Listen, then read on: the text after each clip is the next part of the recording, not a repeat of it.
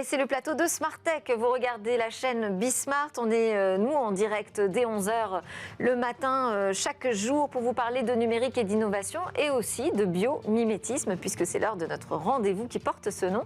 On va en parler avec Alexandre Bolatti, spécialiste recherche et innovation chez Bioxégie. Bonjour Alexandre. Bonjour Delphine. Merci beaucoup d'être ici. Vous allez nous ouvrir un peu les yeux sur ces oiseaux migrateurs qui ont une aventure passionnante. Parlez-nous d'eux. Eh bien, écoutez, les oiseaux migrateurs, pour commencer, ce sont ceux qui se déplacent de façon saisonnière pour des raisons liées, par exemple, au climat ou à la reproduction. Et alors, on en connaît tous au moins quelques-uns, hein, les hirondelles, les cigognes, parfois même sans s'en douter, parce que les canards, par exemple, le canard colvert est aussi une espèce migratrice.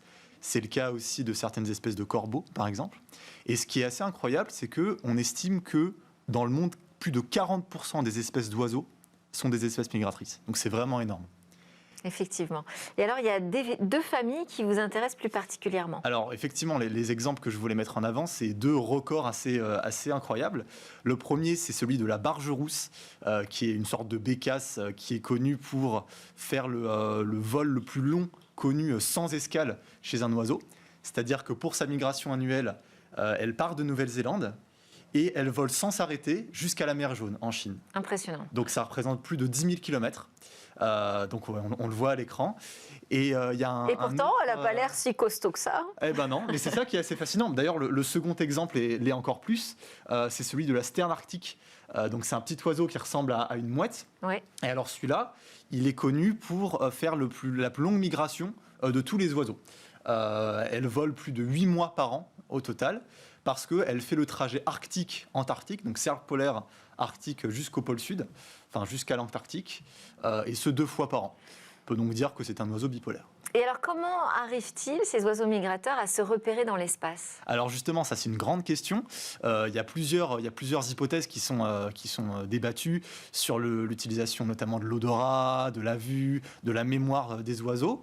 En revanche, il y a une chose qui est sûre, c'est que chez tous les oiseaux migrateurs, on observe une capacité à percevoir le champ magnétique terrestre. Parce que la Terre se comporte une sorte de sixième sens. C'est ça, c'est comme un sixième sens. Le champ magnétique qui est généré par la Terre, il y a des mouvements dans le noyau qui créent un champ magnétique comme un aimant. Ce champ magnétique est capable d'être perçu par les oiseaux migrateurs.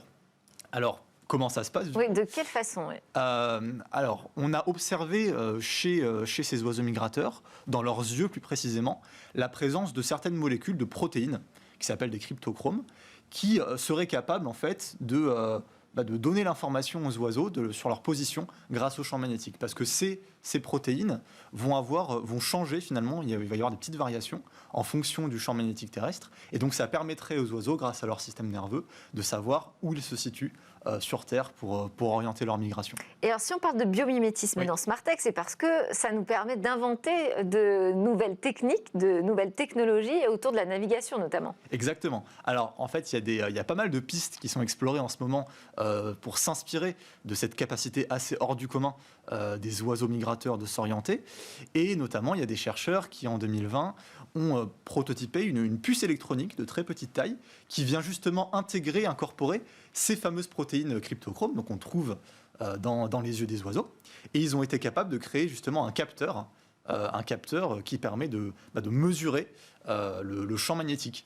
Et donc, à partir de cette technologie, on peut se demander finalement, est-ce qu'on ne peut pas s'inspirer des oiseaux pour nous orienter différemment ? Parce qu'aujourd'hui, quand on cherche à s'orienter, en général, on utilise quoi ? Un GPS. Un GPS. Donc les satellites. Voilà. Un système américain qui fait appel à des satellites. Alors, propriété du gouvernement américain à ma connaissance. En tout cas, on a Galileo comme système. Galileo qui est effectivement une technologie parallèle. En tout cas, c'est le même fonctionnement. Et donc, cette technologie-là de GPS, elle pose plusieurs questions sur l'utilisation des satellites, les coûts que ça représente, les possibilités de non-fonctionnement dans des situations qui peuvent se présenter. Et donc, en cas de conflit, par exemple, voilà, on sait que c'est un risque important. Ouais. Ou peut-être même de dommages des satellites à cause des déchets spatiaux. On peut imaginer plusieurs scénarios.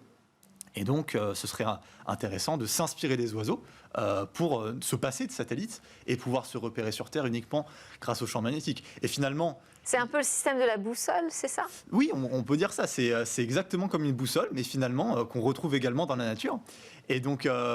autant hier on utilisait des pigeons migrateurs, des pigeons voyageurs, pardon, pour communiquer, autant peut-être que demain on s'inspirera des oiseaux pour se déplacer, s'orienter. Mais aujourd'hui, est-ce que ça prend déjà la forme d'un produit ? Alors, c'est pas encore finalisé. C'est pour ça qu'il y a pas mal de pistes qui sont explorées. Et donc, ce fameux capteur, c'est, disons, je pense, une piste les plus prometteuses qu'on a aujourd'hui. Mais il y a pas mal de choses qui sont faites, qui sont explorées, pour l'orientation de demain. Très bien, et donc j'imagine que chez Bioxégie, vous suivez tout ça avec attention. Évidemment. Quels sont les plus grands développements en ce moment sur lesquels vous travaillez chez Bioxégie ? Est-ce qu'il y a des projets qui l'emportent ? Alors, en lien avec la migration, pour l'instant, pas spécialement. En revanche, nous, on a une composante de recherche scientifique pour bien se mettre au courant de l'état de l'art sur ces connaissances-là. Et donc, pour donner un autre exemple, il y a des recherches qui sont faites aussi en simulation numérique, donc sur ordinateur, pour voir si jamais on simulait des systèmes capables de s'orienter avec l'intensité, avec la direction du champ magnétique, est-ce qu'on arriverait à se déplacer correctement et à aller aux endroits prévus. Et la recherche montre qu'effectivement, il y a de belles perspectives par rapport à ça. Super, merci beaucoup. Alexandre Bolatti, spécialiste recherche et innovation chez Bioxégie. C'était Smartech. Merci à tous de nous avoir suivis. Vous pouvez aussi nous suivre en replay ou en podcast ou sur les réseaux sociaux. On se retrouve bien évidemment demain pour de nouvelles discussions sur la tech. Je vous souhaite à tous une excellente journée.